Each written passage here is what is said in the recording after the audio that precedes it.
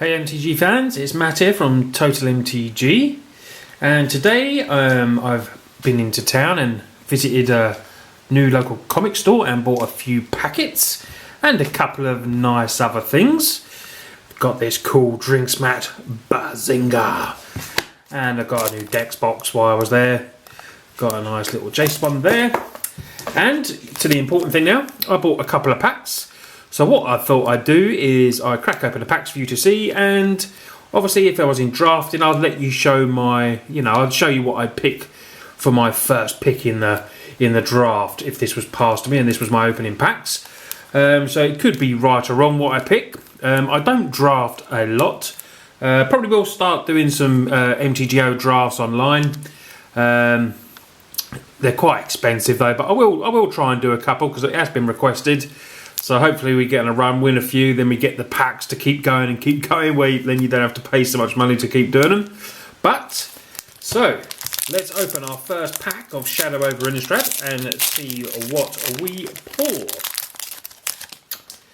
So, here we go. So, our opening card is a Moorland Drifter. It's a 2/2 for 2, has Delirium.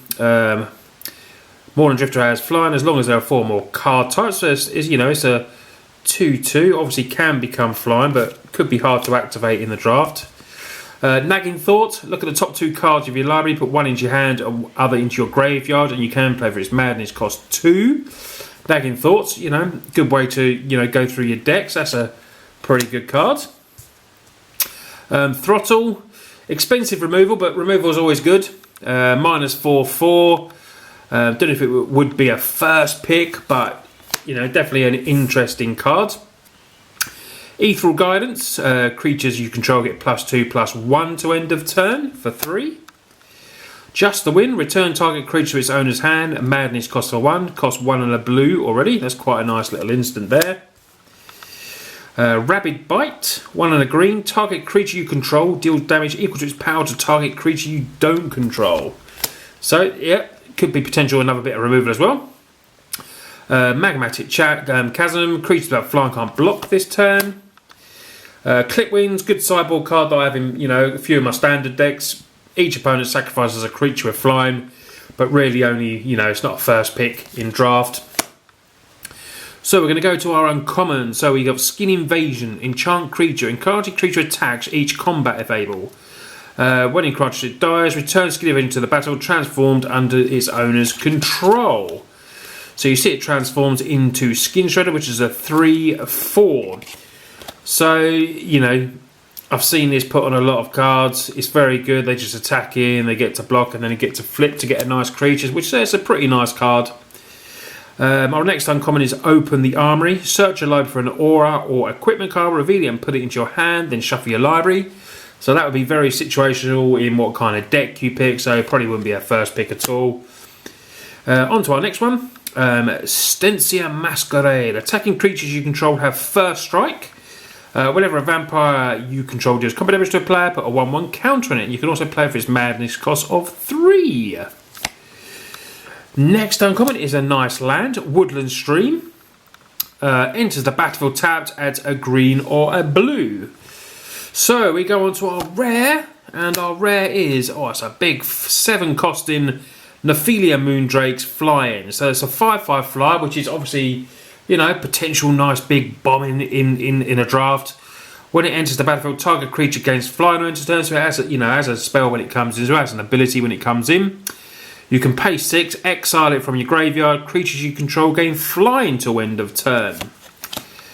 And then we get a foil, Ulvenwald Mysteries, which is whenever a non-token you control dies, investigate. Which is, that's a pretty nice card, to be honest. Investigating is obviously when you sacrifice a creature, you put a 1/1 human soldier creature into play as well. But obviously you're waiting for a lot of your creatures to die to trigger that, so it could be a bit slow. So the 2 that I would choose from personally would be between Skin Invasion and Nephilia Moondrakes. I'd probably, even though it costs 7, I'd probably end up going Nephilia just because it's a 5/5 flyer. Dodges a lot of removal. It's just, flyers are always brilliant in draft form. It's got an ability when it enters as well. Target creature gains flying, so you could play it, give another creature flying, which might be enough for you to win the game by the time you play this. You could put it in a control-y sort of build, and this could be your big bomb at the end. And obviously you can pay 6, exile it from your graveyard and give all your creatures flying, which is another trick you can do as well. So Nephalia Moondrakes would be my pick. So let me know in the comments what you would pick, or whether you agree with my first pick in that pack. So we're going to go to the second pack, the last pack. And let's have a look at what we have. So we start off, just wait for the camera to focus. Here we go. So we have a Maccabi Waltz. Return up to 2 target creature cards from your graveyard to the hand, then discard a card. Yep, that's a pretty sweet card. Waltz Landscape, adds a colourless 2 sacrifice lands, it search for a basic land. Inquisitor's Ox, 2/5, has Delirium. Gets +1/+0 and Vigilance as long as they're 4 more creature types. So basically, a big ass blocker. 3 and a blue bit. It costs 4 for a 2/5. That's not too bad. Pieces of the Puzzle. Reveal the top 5 cards of your library. Put up to 2 instant and sorcery cards from among them into your hand, and the rest into your graveyard. Merciless Resolve. Additional cast to cost Merciless Resolve. Sacrifice a creature or land, and you get to draw 2 cards. I would pick that, but it wouldn't be a first pick. But it's a nice card. Vessel of Nascency, if I pronounce that right. You pay 2, sacrifice it, reveal the top 4 cards of your library, you may put an artifact, creature, enchantment, land, or planeswalker card from it into your hand. So, yeah, not a bad 1-drop. Ember Wolf is 1/2. You can pay 2 to give it like fire effect, pump it up, gives it +2/+0. So, yeah, that's a pretty nice card. This has been, I've played with this in draft, and this was brilliant for me.